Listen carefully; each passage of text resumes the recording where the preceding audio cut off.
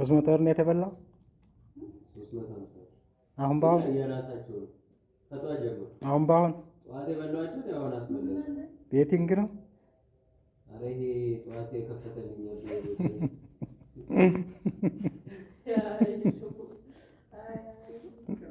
ጨለልሽ በቃ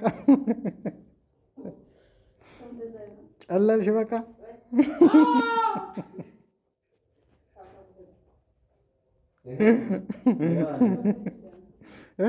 እስኪ አንዴ እስኪ